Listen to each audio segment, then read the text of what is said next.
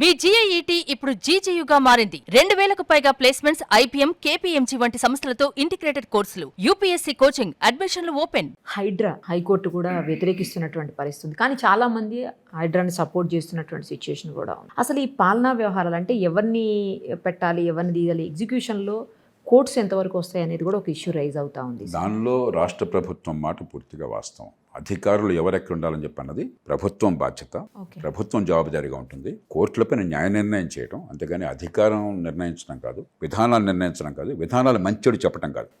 రాజ్యాంగబద్ధమా కాదా? మీ ముందు ఒక సివిల్ కేసు వస్తే ఎవరి పక్షాన న్యాయం ఉన్నది, క్రిమినల్ కేసు వస్తే నేరం చేశారా లేదా, ఇంతే తప్ప పరిపాలన మీద రోజు హింసాలమల్లా కూర్చుని ఆదేశాలు ఇచ్చేటువంటి బాధ్యతను కోర్టుల మీద ఎవరో పెట్టాల. మన దేశంలో ఎవరి పరిధిలో వాళ్ళు ఉంటే అందరికీ దేశానికి మంచిది. అంటే మీరు చెప్పే దాని ప్రకారం హైడ్రా అనేది మన వ్యవస్థకి ఇప్పుడున్నటువంటి పరిస్థితుల్లో అవసరం ఉందా, అసలు అవసరమే లేదా సార్? హైడ్రా లాంటి చాలా కాపాడాము, చెరువుల్ని, భూముల్ని గవర్నమెంట్కి సంబంధించి నేను స్వయంగా చూశాను. కూకట్పల్లి నియోజకవర్గంలో కొన్ని చోట్ల సరే ఆక్రమణలు చాలా చోట్ల ఉంటాయి. నేనే అప్పుడు నగరం అంతా నా నియోజకవర్గంలోనే కాకుండా ఈ లేక్స్ అన్నింటినీ కూడా ఐడెంటిఫై చేసి వాటికి బౌండరీస్ అన్ని కూడా సర్వే చేయించి దానికి ఏర్పాటు చేయడం ఆనాడే ప్రారంభమైంది. కూకట్పల్లి నియోజకవర్గంలో పూర్తిగా చేశాను. అన్ని చోట్ల కబ్జాలు లేకుండా తంటాలు పడ్డాం.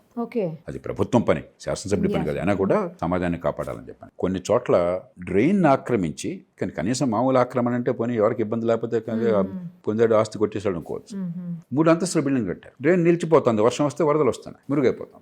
అప్పుడు మున్సిపల్ కమిషనరు ఒక సమర్థుడైన అధికారి, నాతో పనిచేసిన అధికారి, ఈ రంగంలో నిపుణుడైన నగరాల నిర్మాణంలో, ఆయనకి నేను చెప్పాను, ఇది స్థానికంగా ఈ డిప్యూటీ కమిషనర్ స్థాయిలో, ఈ సర్కిల్ స్థాయిలో వీళ్ళు చేయలేరు, రాజకీయంగా బుడొచ్చులు ఉంటాయి, కాబట్టి మీరు ఒక శనివారం ఆదివారం పూనుకుని ఎంక్రోచ్మెంట్స్ ఇలాంటివన్నీ తీసిపారండి అని చెప్పని నేను గట్టిగా కోరాను.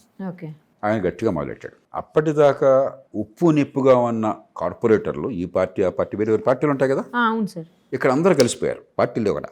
వెంటనే అత్యున్నత స్థాయికి పోయి ముందు ఆయన ఆపించారు. ఒక 4 రోజుల్లో ఆయన బదిలీ చేయించారు. ఈ నేపథ్యంలో పద్ధతి ప్రకారమే పోవడం సరైన పద్ధతి, కానీ ఆ పద్ధతులు ఏర్పాటు కాలా మన దేశంలో.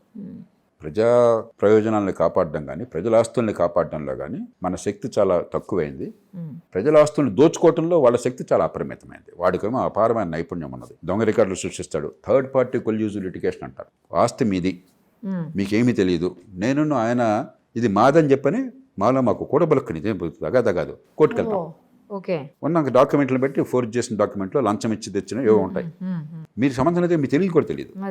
కాబట్టి మా ఇద్దరి మధ్య పోరాటంగా కోర్టు భావించి నాకు ఆయనకి మధ్య పోరాటంలో నా పరం చేస్తుంది. ఆ డిగ్రీ చూపెట్టేసి నేను వచ్చి ఆక్యుపై చేస్తాను. అక్కడి నుంచి మీరు దాన్ని మీరు తెచ్చుకోవాలని చెప్పంటే మీ జీవితకాలం సరిపోదు. ఇది జరుగుతుంది హైదరాబాద్, వేలాది కేసుల్లో జరుగుతుంది. ఎందరో మధ్యతరగతి వర్గాల వాళ్ళు 10 మంది కలిసి ఒక ప్లాట్లో ఏదో కొనుక్కుని ఒక లేఅవుట్ చేసుకుంటే వాళ్ళకి లేఅవుట్కి యాక్సెస్ లేకుండా చేసి పారేసి వాళ్ళకి గత్యంతరం లేకుండా ఉంటే పథకాలని చెప్పని చుట్టుపక్కల మీరు ప్రహరీ గోడలో మరొకటి కట్టేసి మీరు చేస్తున్నారు.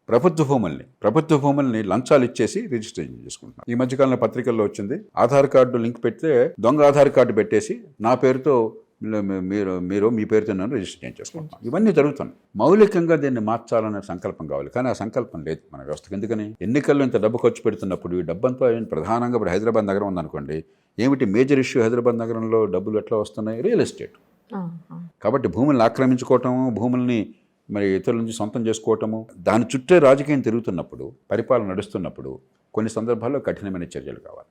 అవి పరిష్కారాన్ని దారి చేయవు, కానీ కనీసం ఒక సంకేతాన్ని ఇవ్వాలి. ఆ ప్రయత్నం జరుగుతుంది. కానీ దీర్ఘకాలంలో ప్రజా ఆస్తుల్ని కాపాడేందుకు చట్టబద్ధమైన పద్ధతులు కావాలి. కానీ ఏమవుతుంది ఇప్పుడు, మీకు గుర్తుందో లేదో, చాలా ఏళ్ల క్రితం 2007లోనో 2008లోనో వరంగల్లో 2 ఆడపిల్లల్ని దారుణంగా యాసిడ్ పోసి చంపేశారు. ఒకళ్ళ పాప చనిపోయింది, ఇంకొక పాపకి నాకు గుర్తున్నంత వరకు జీవితం అంతా కూడా నేనే ఆ కేసుని చేశానప్పుడు సమాజం అంతా అట్టుడికిపోయింది. ఆ రోజు ఎవరు మీడియా వారు నన్ను సంప్రదించినప్పుడు నేను ఖమ్మంలో ఉన్నట్టు గుర్తు నాకు. మరి ముఖ్యమంత్రి గారు, ప్రభుత్వం సహజంగానే ప్రజల్లో ఆవేదన చూసి ఆడపిల్లలు అయిందని, కానీ మనసు అది కడగిన వాళ్ళు ఎవరుంటారు?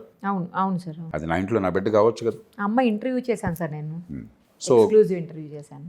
కఠినంగా ఆదేశాలు ఇచ్చారు, వాళ్ళని కాల్చి పారేశారు. అప్పుడు నన్ను అడిగారు మీడియా వారు, మీరు కాల్ చేయడం కరెక్టే అంటారా? నేను చెప్పాను, కాల్ చేయడం సరైనది కాదు. కోర్టు ముందు వాడిని దోషులుగా నిర్ధారణ చేసి 4 రోజుల్లో ఉరిశిక్ష చేస్తే సంతోషపడాలి. వాళ్ళు పోయినందుకు, వాళ్ళు చచ్చిపోయినందుకు మనం కన్నీళ్ళు కార్చక్కర్లా. అంత దారుణాలు కొడుకున్న వాళ్ళు పోవాలి, కానీ ఏ పద్ధతిలో పోవాలి? చట్టబద్ధంగా. ఈవేళ వాళ్ళ దుర్మార్గం నమ్మకం మనందరికీ ఉంది, నేను కూడా నమ్ముతున్నాను. Yeah sir. కాబట్టి వాడు పోయాడు, సంతోషపడచ్చు. రేపొద్దున అమాయకుడికి ఆ ప్రమాదం జరగచ్చు. ఒక్కసారి పద్ధతి ప్రకారం మన పనులు చేయకపోతే ఈవేళ దుర్మార్గుడికే శాస్తి జరిగింది, రేపొద్దున మంచివాడికి శాస్తి జరగచ్చు, అన్యాయం జరగచ్చు. కాబట్టి వేగంగా సమర్థంగా చట్టాన్ని అమలు చేయడానికి వెళ్లకుండా షార్ట్ కట్స్ ప్రయత్నం చేస్తున్నాం. కానీ కొన్ని సందర్భాల్లో అవసరం అనిపిస్తుంది. ఎందుకంటే ఒక ఉన్నతాధికారి మున్సిపల్ కమిషనర్గా ఉన్నప్పుడు నాకు చాలా కాలం క్రితం, చాలా సముద్రమైన అధికారి ఆయన, హుస్సేన్ సాగర్ని పూర్తి చేసి ఆక్రమించుకోవడం మొదలెట్టారు. పేర్లు నేను చెప్పను, చాలా ప్రముఖులైన వాళ్ళు, అధికార పార్టీకి చాలా అనుకూలమైన ప్రముఖులు ఆ రోజుల్లో. చాలా నేను చెప్పేది ఎప్పుడో 30-40 ఏళ్ళ క్రితం, 40 ఏళ్ళు దాటింది. ఆయన ఏం చేశాడు, 100 మందిని వస్తాదులను పిలిపించేసి వాళ్ళు డబ్బులు ఇచ్చేసి, అరే మొత్తం దాన్ని తవ్విపారేయండి అంటే, ఆక్రమించుకోవడానికి అవకాశం లేకుండా హుస్సేన్ సాగర్లో నీళ్ళలో కలిసిపోతే నీళ్ళు వచ్చేట్టుగా గంటలో చేసి పారేశాడు.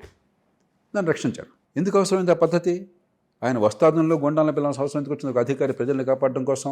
లేకపోతే వాడు కబ్జా చేసుకుంటే ఏ కోర్టుకైనా పోయి స్టే తెచ్చే, స్టే అయిన తర్వాత మళ్ళీ జీవితం ఏమవుతుందో మరి తెలియకపోయారు.